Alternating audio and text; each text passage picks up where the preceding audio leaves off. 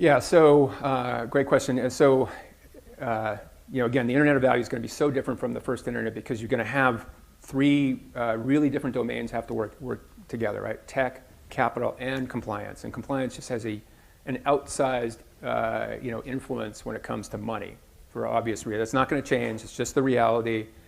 We sort of need to sort of stop fighting that and just say that's just the way it is.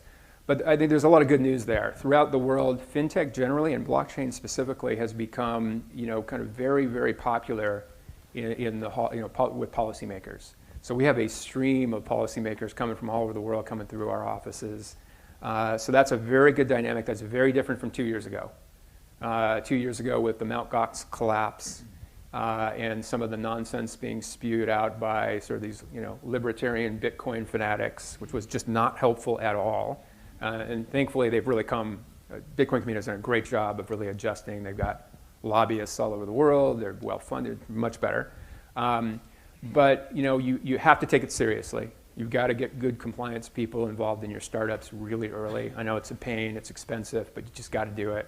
I'd say get some connections to policymakers. Don't spend too much time in Washington. It can be a real sinkhole. So you can get in that trap as well, where you're having a lot of meetings, and meanwhile your competitors are getting ahead of you because you're spending too much time in Washington.